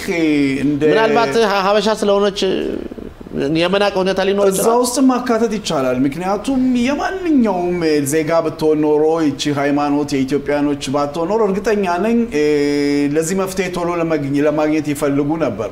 ሆኖም ግን አንደኛ ነገር እንግዲህ በባህላችን በጸባያችን ነገሮችን የማሳለፍ እንግዲህ አንድ ቀን ባለፈ ቁጥር እቺ ልጅ የስጋት ውስጥ ያለች ልጅ ነችና ያንን ይተከማሉ የአካባቢው ፖሊስ ሰራዊት ነው ይሄንን ነገር የሚከታተለው እንግዲህ በቲቬሪያ አካባቢ እነሱ ናቸው ይሄንን መልስ ለወላጆች መስጠት ያለባቸው በአሁን ሰዓት ምንም አይነት መልስ የላቸው እየተከታተልን ነው ይላሉ ከዚህ በፊት አሁን አንድ ወር ባልሞላ ጊዜ ውስጥ የፍለጋ አድርገዋል እንደዚህ አይነት ነገሮች ሲከሰቱ እናያለን ሆኖም ግን በእውነት ተጨባጭ ሁኔታው ይዘው እንደ ማንኛውም ዜጋ ይችን ልጅ ለማግኘት የሚጥሩበት ሁኔታ በቂ ነው ብለን አንገምትም ምክንያቱም እንደሰማነው ከሆነ የአባትየው ልጅቱ ስትጠፋ እዚህ አልነበረም ኢትዮጵያ ነበረ ለጉብኝት ዶዮን ቤተሰብ ሊጠይቅ አላቀም ለምን እንደሆነና አንዳንዶች እንደውም አባትየውን ሁሉ እየመለሱ እንደገና ሁለተኛ እየደጋገሙ ቃለ መጠየቅ ያደርጉለት ያ ብቻ ሳይሆን እስከ ኢትዮጵያ ሄደው ድረስ መረጃ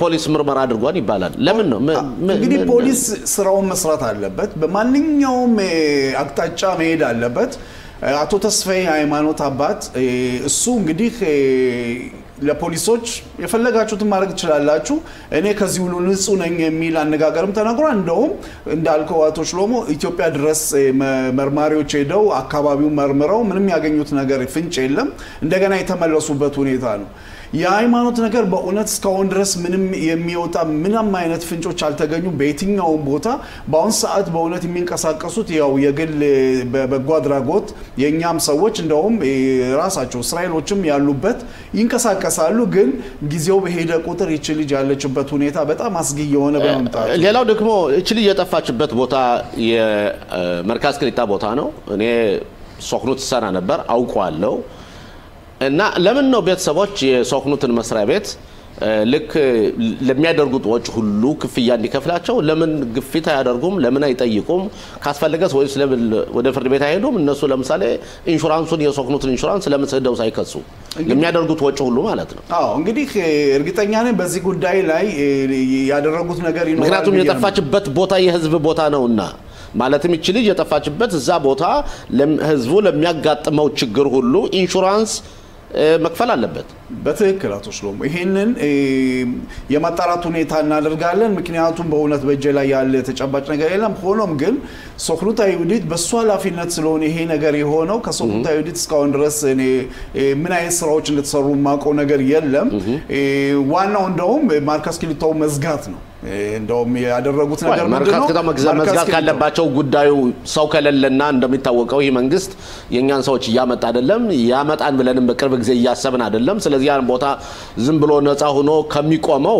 ማርካስ ክሊታው መዝጋቱ ኢኮኖሚካሊ ተገቢ ነው በየነው የማስበው ሆኖም ግን እነዚህ ሰዎች ልጅ ማለት ነው የጠፋችበት ቦታ እዛ ቦታ ስለሆነ የሶክኑት መስሪያ ቤት ኃላፊነቱ የሰዎችን ደህንነት መጠበቅ ነው ስለዚህ እቺ ልጅ ደህንነቷ ካልተቀበለ ቢያንስ እንኳን ለቤተሰቦች ወጭና ለሚያስፈልጋቸው ወጭ ለማድረግ ባለባቸው በግላቸው ለነዚህ ሰዎች ባጀት መመደብ አለበት ብዬ ያምናለሁ እኔም በትክክል አምናለሁ በዚህ ጉዳይ ላይ በእውነት ማቆ ነገር የለም ለወደፊት እንግዲህ ነገሮችን መርምረን ለመረጃ ለማምጣት እንሞክራለን ሆኖም ግን በአሁን ሰዓት ሶክኑት አይሁዲት ያላቸው ኃላፊነት በእውነት የዚህ ልጅ መጥፋት እንደማንኛውም የመንግስት ድርጅት መተው መናገር ነበረባቸው በእኛም ጣቢያ አልተናገሩም በተለያየ ጣቢያም ልንሰማቸው አልቻልንም እንግዲህ በአሁን ሰዓት ልጆች ቤተሰቦቻቸው እንግዲህ ወላጆቿ የሚያሳልፉት ጊዜ በጣም መጥፎ ጊዜ ነው ምናልባት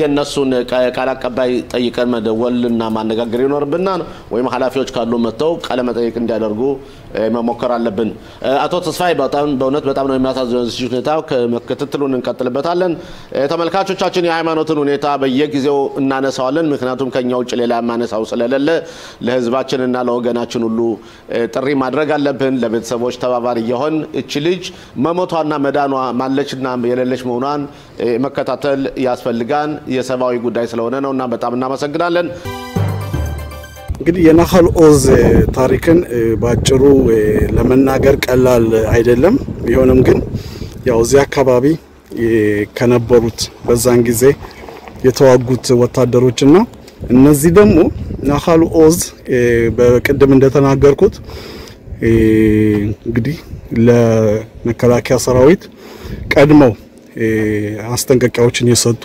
ሴቶቻችን ጀግኖች ሴቶቻችን ናቸው ለነሱ ማስታወሻ ከጋዛ ፍለፊት እንግዲህ እዚህ አካባቢ የምናየው የናኻል ኦዝ የኪቡጹ የራሱ የሆነ የእርሻ ቦታ ነው። በጣም የእርሻ ሰፈር ነው። እንግዲህ ይሄ ከጋዛ ፊት ለፊት እነሱን ለማስታወስ የተሰራ ሐውልት ነው። ከሐውልቱ ቀጥታ ሰሜን ጋዛን ማየት ይቻላል። እንደነሱ ማስታወሻ ነው። እንግዲህ ይሄ የነሱ ታሪክ ነው። በ7 10ኛው ወር 23 እንደ አውሮፓን አቆጣጠር እያንዳንዱ ድንጋይ እዚህ ላይ እንደምናየው እያንዳንዱ ድንጋይ የነሱን ማስታወሻ ነው። ሐውልት እቺ ኦሸር ባራዛን ትባላለች። በዚህኛው ሳይድ ሺር ኤል ኻይም ትባላለች። ነፍስ ይማር። እቺም እንደዚሁ ያም ጋልስ ነፍስ ይማር። በጣም በሚያሳዝን ሁኔታ ነው። እያንዳንዱ ድንጋይ እያንዳንዱ ሐውልትን በለው እንግዲህ የተሰዉበት ነው። ማያ ነፍስ ይማር። ያይል ሊፍሾ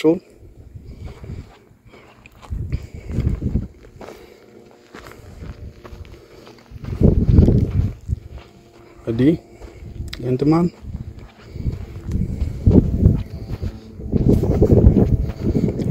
ኖም አብራሞቪች እንግዲህ እንደምታዩት ነው። ያንዳንዱ ድንጋይ ሐውልት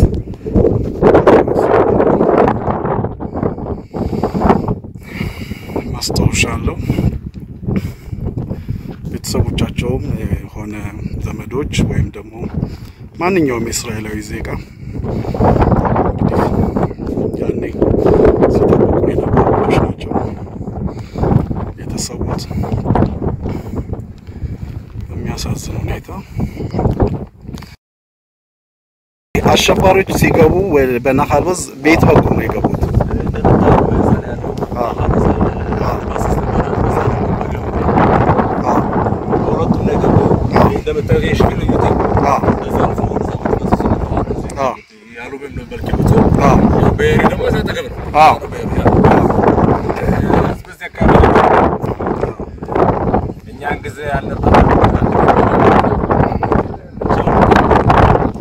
በአየር ወለድ ነው ያገለገልከው። አሁንም በተጠባባቂ ውትድርና አየር ወለድ ነው።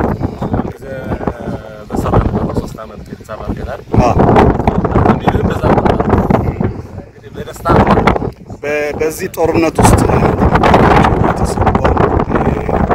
ለማስታወስ ያህል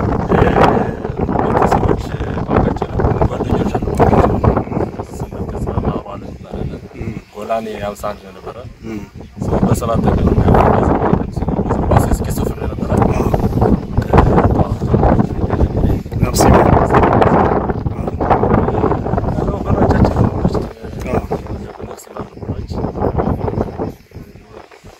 የምታስተላልፈው መልእክት አለ ለቤተሰብ? ወዳችኋል ተናፍቁናላችሁ። ለአሜስራኤል ሁላ ጠንካራ ማለት ነገር የለም። ያልፋል በዛታሽ እስኪ ያልፍ ያለፋል። ሰለሞን ባለትዳር ነው አይደለም? እና የሚያይክ ሰው አሁን እንግዲህ ሰለሞን ባለትዳር አይደለም። ያው እንግዲህ አለች ቤት ተቀምጣ እየጠበቀች እየጠበቀች ነው። ኦኬ ተዘጋጅ። ራስን ጠብቅ። እንግዲህ እኛም በአይቲቪ ሁላችንም እናመሰግናለን በመተሰሩት ስራ። በእውነት ካጠገብ በቅርብ ሆነን ለማየት ነው የመጣ ነው። እዚህ ናኻል ኦዝ አካባቢ እንግዲህ ባለፈው ተጽፊታን ህይወት የምናያቸው እነሱ ያረፉበት አካባቢ ነው ያገኘንህ። ያው በተጠባባቂ ወታደር ነህ። እንግዲህ ራስን ጠብቅ በምታደርገው ስራ። እናመሰግናለን። ሻባት ሻሎም። እንግዲህ አሁን የምንገኘው ናኻል ኦዝ የተባለው ያን ጊዜ በውትድርና ውስጥ ሴቶች ወታደሮቻችን ከዚህ ቁጭ ብለው ነው እንግዲህ ጋዛንና አካባቢውን በተለያየ በኮምፒውተርና በቴክኖሎጂ በተሞላበት በረቀቀ ቴክኖሎጂ የሚያዩት እንቅስቃሴያቸውን እንዴት እንደሆነ እንዲህ በታሪክ እንደሰማነው አስቀድሞ ማስጠንቀቂያም የሰጡበት ሁኔታ ነው። እንግዲህ ዛማዶ አንዳንዴ ካያችሁ ጭስም ይታያል። በአሁኑ ሰዓት እኛ ጦር ሰራዊት የሚያደርገው እንቅስቃሴ ነው። ርቀቱን ይሁት እንግዲህ ከናሃልወዝና ራሱ ካምፑ ይሄን ይመስላል። ይሄ ነው ካምፑ። ይሄን ያለ ካምፑ እንግዲህ እዚህ ቁጭ ብሎ በጋዛ እና በአካባቢው በሰሜን ጋዛ ምን ያህል ርቀት እንዳለው ያሳየ ነው። ሰሜን ጋዛ ስንል እዚህ ቁጭ ብለው እንቅስቃሴያቸውን እየተከታተሉ ያው ለጦር ሰራዊቱ መረጃዎች የሚሰጡ ሴቶች ጀግኖች ወታደሮቻችን ግማሾቹ ታግተው ሲሄዱ ግማሾቹ እዚሁ ነፍሳቸውን ያጡበት ሁኔታ ነው። ይሄ ነው ናሃልወዝ። እንግዲህ አካባቢው እንደምታዩት አካባቢው የገበሬ ሰፈር ነው። ይሄ አሁን የምናየው የበቆሎ ተክል ነው። በአጋጣሚ የደረሰ መሆኑን የሚያሳይ ነው። እዛ አካባቢ እንግዲህ ዛማዶ የምናየው የተለያዩ ኪቡትስ ቤሪ ቅድም የነበርንበት ያ አሉሚም እዛ ማዶ የምናየው ኪቡትስ ኤሬዝ የሚባል ነው። ያው ሁሉም ቅርብ ቦታዎች ናቸው። ይሄ ለነሱ መታሰቢያ የተሰጣ እንግዲህ እንደ ሐውልት ነገር ነው። ያው ህዝቡም እዚህ የመጣ ከቅርቡ ጋዛን ለማየት የሚያውልበት ቦታ ነው። አቶ ሽሎሞ ሞላ እስኪ መጡ ድረስ እንግዲህ በተለያየ ቦታ በእውነት የጥቅምት 7ን ባስመለከተ እና ይሄን አመት ማገባደጃ ባስመለከተ በተለያዩ ዘገባዎች እየደረሱ ነው። እንግዲህ ይሄን አመት በእውነት ካሳለፍናቸው ነገሮች ውስጥ እንግዲህ የጥቅምት 7 የማይረሳው በዛን ጊዜ የአሸባሪው የሐማስ ቡድን ጋዛ ሰርጥ አካባቢ ሰርጎ በመግባት ያልታሰቡ ሁኔታዎችን እና አሰቃቂ ነገሮችን በማስደረጉ እንግዲህ የእስራኤልን ህዝብ ብቻ ሳይሆን የዓለም ህዝብ ጉድ ያሰኘ ነው። ከዛ በኋላ ነው እስራኤል በወሰደችው እርምጃ ጋዛ ብቻ ሳይሆን በአካባቢው የመካከለኛው ምስራቅ አገራቶች በአሁን ሰዓት ያለበትን ነው። በዚህን ባስመለከተና ያለፈውን ሳምንት ባስመለከተ ከክኔሴት አባል የቀድሞ የክኔሴት አባል አቶ ሽሎሞ ሞላ ጋር ንግግር እናደርጋለን በሰፊው። ጤና ይስጥልኝ አቶ ሽሎሞ። ጤና ይስጥልኝ ተስፋዬ፣ እንደምን አለ? ደህና ነህ ወይ? እግዚአብሔር ይመስገን። ዛሬ ከሩቅ ነው የምንገናኘው። ልክ ነው፣ ዛሬ በዙም ነኝ። ኦኬ እንግዲህ በመጀመሪያ እስኪ በእውነት ዶክተር ጸጋ ፈንታውና አቶ ፋሲል ለገሰን የጠየኳቸው ጥያቄ የዚህን አመት ማገባደጃ የሚሆን ሁኔታዎች እስቲ ባንተ አመለካከት ደግሞ ይሄን አመት እንዴት ነው የምታገባደዱ? ያው ለእስራኤል ሀገር በመጀመሪያ ሁላችንም ቢሆን ተስፋ የምናደርገው የሚመጣው አመት ካለፈው አመት የተሻለ አመት እንዲሆንልን ተስፋ እናደርጋለን። አሁን እኛ በመጣው ሳምንት ከነገ ጀምሮ የምንዘክረው መዘከር አመት በዓል በእውነት አመት መለወጫ ይቅርታ ማያ እያንዳንዱ ሰው ለመልካምና የበጎ አመለካከት እንዲያገኝ የሚጾልትበት ተስፋ የሚያደርግበት ጊዜ ነው እና ይህን ካልኩ በኋላ ጦርነቱን በተመለከተ እስራኤል ብዙ ድሎችን ተጎናጽፋለች። በተለይ ቅድም እንደተነገረው በ12 ቀን ውስጥ ኢራን እስራኤል በከፍተኛ ደረጃ መትታለች። ቢያንስ የኒውክሌር ቦምብ ፕሮግራማቸውን ለረጅም ጊዜ እንዳያንሰራሩ አድርጋቸዋለች። ያ ማለት ሪዮት ዓለማቸውን ኢራኖች ይቀይራሉ ማለት አይደለም። እንደዛ ብለንም ማሰብም አይኖርብንም። ብዙ ስራዎችን ወደፊቱ እስራኤል መስራት አለባት። በተለይ ከዓለም አቀፉ ማህበረሰብ ጋር በመሆን በመተባበር የወታደራዊ ውጤቱ ጥሩ ቢሆንም የዲፕሎማሲው ስራ ግን እንደተጀመረ ነው ያለው። ይህ በእንዲህ እንዳለ አሁንም ቢሆን በኢራን ላይ እስራኤል ያላትን አይኗን ማውረድ የለባትም። ምክንያቱም ኢራኖች ትላንትና ማታም እንኳን ለየት ያለ ሚሳኤል ተኩሰው ከኤዥያ ወደ አውሮፓ ውስጥ የሚደርስ ሚሳኤል ሁሉ ለማስፈራራት ያህል ትላንት ማታ ሁሉ ሲተኩሱ አምሽተዋል እና ኢራኖች የሚናቁ አይደሉም። በእርግጥ ተደብድበዋል። ካልጠበቁት በላይ ማት ወርዶባቸዋል። መሪዎቻቸው ተጎድተዋል። ግን እስካሁን ድረስ አይበገሬናን እያሉ እነሱ እየፎከሩ ነው ያሉት።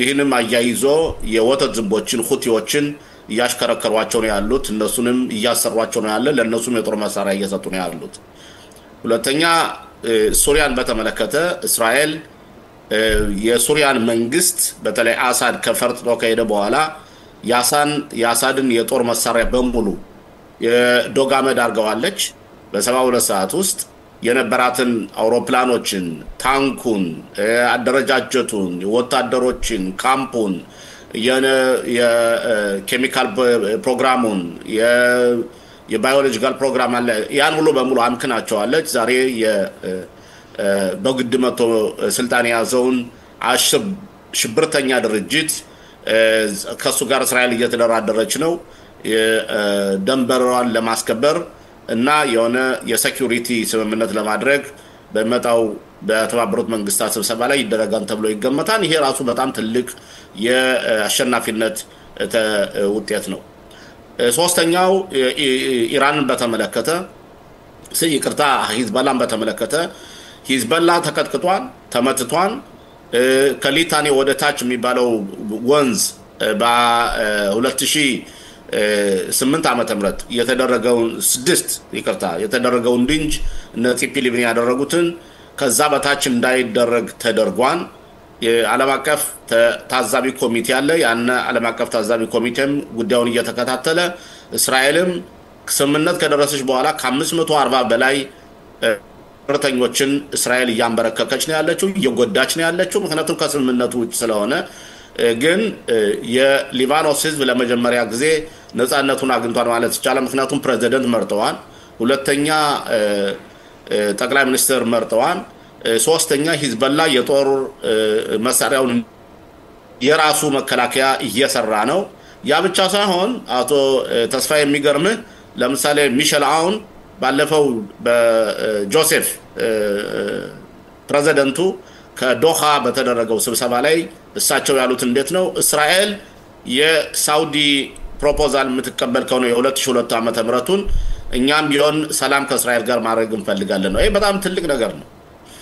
ይሄ እስካሁን ድረስ ያየናቸው ውጤቶች ናቸው ውድቀቱ የት ላይ መሰለ በእኛ በኩል አዛጋል ግን ከፍተኛ ውድቀት እንዳለን ነው ያለነው እስካሁን ድረስ አላሸነፍንም በርግጥ ያዛን ወታደራዊ አገዛዝ አፍርሰውናል ተመትቷል ግን ሐማስ ጥንካሬውን እንዳሳየ እንዳለን ያለ ሐማስ አሁንም ቢሆን ወታደሮቻችን እየጎዳብን ያለው የተጠለፉን ሰዎች አልለቀቀም ለመልቀቅም እየሞከረ ከሐማስ ጋር እኛ ድርድር እያደረግን ነው እውቅና ሰጥተነው እየተደራደርን ነው እና የሐማስ መኖር ችግሩ የት ላይ ነው ብለን በመናይበት ጊዜ እንደኔ እይታ ማለት ነው የኛ የመንግስታችን ፖሊሲ ችግር እንጂ የማሸነፍ አይደለም ወታደሮች ለምሳሌ የኛ ወታደሮች አዛ ውስጥ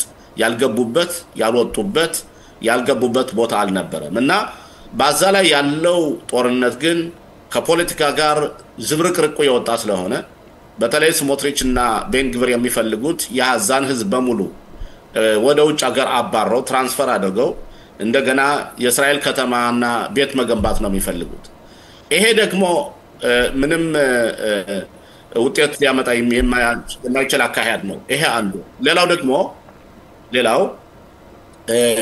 አንዱ ነገር ሐማስ በ7 ቀንና 10ኛ ወር 23 ዓመተ ምህረት ያደረገው ጉዳት የፍልስጤም ጉዳይ ተረስቶ የነበረው ማለትም የፍልስጤምና የእስራኤል በዓለም አቀፍ ደረጃ ተረስቶ የነበረው ነገር በዓለም አቀፍ ደረጃ የመጀመሪያ አጀንዳ እንዲሆን አድርጎታል ማለትም እንደው ሐማስ ለወደፊቱ ሐማስም አይኖርም ሐማስ ይጠፋል አሁንም እንኳን እስራኤል ሙሉ በሙሉ ባታጠፋው ቀስ ይያለች እስራኤል እስከ መጨረሻ ድረስ ታጠፋለች በዓለም አቀፉ ማህበረሰብም የተጠላ ድርጅት ሆኗል ችግሩ የት ላይ መሰላችሁ የመሰለ ዳቶ ተስፋዬ ሐማስ ግን የፍልስጤምን ጉዳይ ከአጀንዳ ሲዞ ዛሬ በተባበሩት መንግስታት የፍልስጤም መንግስት መቋቋም አለበት እየተባለ ነው በእስራኤል ላይ ከፍተኛ ጫና ለምሳሌ በዛሬው ዕለት የእንግሊዝ መንግስት የፍልስጤም መንግስት ተቀብሏል የፈረንሳይ መንግስት ተቀብሏል የጣሊያን መንግስት ተቀብሏል የአውስትራሊያ መንግስት የካናዳ ሌሎችም ሀገሮች ፖርቹጋል እንደዚሁ ሌሎች ያ ማለት ምንድነው በዲፕሎማሲ ደረጃ ከፍተኛ ኪሳራ እየወደቀብን ነው እየመጣብን ነው ያ ብቻ ሳይሆን የኢኮኖሚ ውድቀትም እያመጣብን ነው ማለትም አንድ ጦርነት እስከ ተራዘመ ድረስ የመራዘሙ ውጤት አሁን በዓለም አቀፍ ደረጃ እስራኤል የተጠላች ያለችው አጀንዳ ነው ተይዞ ያለው ማለት ምንድነው ኢራንን እንዳልኩት በ12 ቀን ውስጥ መታነ ያለሙ ማህበረሰብ ተቀበለን ሂዝቦላን አንበረከክነ ያለሙ ማህበረሰብ በሂዝቦላ ለምን ያለው ነገር የለም አሁን ግን እስራኤል ለምሳሌ ሁቲዎችን ትደበድባለች በሁቲዎች ላይም ይሄን አደረጋችሁ ብሎ የሚናገር ሰው የለም ያዛ ጦርነት ግን እየተራዘመ ያለው በተለያዩ የፖለቲካ ችግር ስላለበት ይሄ ነው አሁን ዋናው መሰረታዊ ችግሩ ስለዚህ ያዛን ሁኔታ ዘረጣ ጣፋንታ እስራኤል መፍታት አለባት ሐማስ የሚጠፋበትን መንገድ በነገራችን ላይ ሐማስ በአሁን በአንድ ጊዜ የሚጠፋ አደረጃጀት ወይ አመለካከት አይደለም ጊዜ ይጨርሳል እኔ የምለው ብቻ ሳይሆን ማንኛውም ሰው የዚህ መንግስት ደጋፊዎችም ኢታማጆር ሹሙም ባለስልጣናትም የሴኩሪቲ ሰዎችም ነጻኺያ ነግቢም የናሽናል ሴኩሪቲ አድቫይዘሩ የጠቅላይ ሚኒስትሩ እነሱ ሁሉ የሚሉት ነው ስለዚህ እስራኤል አዋቂ ሆና የተጠለፉትን ሰዎቻችን የሚመጡበትን መንገድና እነሱ ከመጡ በኋላ ሐማስን ለአንድና ለመጨረሻ የምንጠፉበትን መንገድ መፈለግ አለበት በግጣው ያለው ሁኔታ አያይጀ ለመጠየቅ ከጊዜ ጥረት የተነሳ እንግዲህ ከሰሞኑ የተባበሩት መንግስታት ጉባኤ አንተም እንደጠቀስከው ብዛት ያላቸው ሀገሮች ፍልስጤም ሀገር እንድትመሰረት የሚሰጡትን ድጋፍ ነው ውጤቱ ምን ይሆናል ብለ ትገምታለህ ባጭሩ አቶ ሽሎሞ ደውለ የተባበሩት መንግስታት ጸረ እስራኤል ድርጅት ነው በነገራችን ላይ እኔ ለማንም ሰው ማድሰው ነገር አይደለም ግን ምን መሰለህ የዛሬ 2 አመት በፊት የፍልስጤም ጉዳይ ከተባበሩት መንግስታት መጥቶ ብዙ ተሰሚነት አያገኘው ነበር ግን አሁን በጦርነቱ በመራዘሙ ምክንያት ያለሙ ማህበረሰብ አሁን እስራኤል ሆብሎ ተነስቶባታል ስለዚህ ይሄ ሁኔታ አሁን እያደረገ ያለው ምንድነው ለእስራኤል ብቸኛ እንድትሆን የኢኮኖሚ ማዕቀብ እንዲጣልባት ራሷን እንደማንኛውም ማህበረሰብ አብራ እንድትኖር ከዓለም ተቋማት ጋር እንድትባይ እየተባረረች ነው ይሄ በርግጥ ጦርነቱ ሲያቆም እንደገና የሚመለስ ነገር ነው ግን አገራት እንደ አገራት እያንዳንዱ ሀገር የፍልስጤምን መንግስት ሊቀበል ይችላል ግን እስራኤል ካልተስማማች እና በተባበሩት መንግስታት የጸጥታና የሴኩሪቲ ኮሚቴ ካልጸደቀ የፍልስጤም ህጋዊ መንግስት ሊመሰርቱ አይችሉም ያ ፍልስጤም ህጋዊ መንግስት ለመመስረት የሚያስፈልጉ መስፈርቶች አሉ አንዱና ትልቁ መስፈርት ለምሳሌ የዚያች ሀገር ቋሚ ቦርደር እንዲኖራት ያስፈልጋል የቋሚ ቦርደር የትኛው ነው የሚሆነው ዮርዳኖስ ነው የሚሆነው ኢየሩሳሌም ነው የሚሆነው በ67 ዓመተ ምህረት እስራኤል የወሰደችው ነው ማንኛውን ተይዞ ነው የፍልስጤም መንግስት ማቋቋም ይቻላል አቶ ሽሎሞ እንዲናርክ በተግባር ግን በመናይበት ጊዜ ከዚህ ከዮርዳኖስ አንስቶ እስከ ሜዲትራኒያን ሲ እስራኤል ሀገር ውስጥ ያሉትን አረቦችን ጨምረን ከ6 ሚሊዮን በላይ ህዝብ አለ ወደ 7 ሚሊዮን ማለት ነው እስራኤል ለምሳሌ 10 ሚሊዮን 100 ሺህ 200 ሺህ ነን እኛ ከዚህ መካከል 7 ሚሊዮኑ ብቻ ነው ይሁዲ ሌላው ይሁዲ አይደለም ስለዚህ አሁን ያዛን 1.2.3 ሚሊዮን ህዝብ ስንወስድ ይሁዳና ሰማሪያ ያለውን ደግሞ 3 ሚሊዮን ህዝብ ስንወስድ እስራኤል ሀገር ውስጥ ያሉት ደግሞ 1.2 ሚሊዮን ስንወስድ በአጠቃላይ የፍልስጤም ህዝቦች ቁጥር ከኛ ቁጥር ጋር እኩል እየሆነ ነው ይሄ ለእስራኤል አደጋ ነው አቶ ሽሎሞ እንዲናርክ መፍትሄ መፈለግ አለበት መፍትሄው ምንድነው እንዴት ነው የሚለው የፍልስጤም ሀገር መቋቋም ነው አሁን ባለንበት ሰዓት ውስጥ የፍልስጤም ሀገር መቋቋም አለባት ብየን ያለገምትም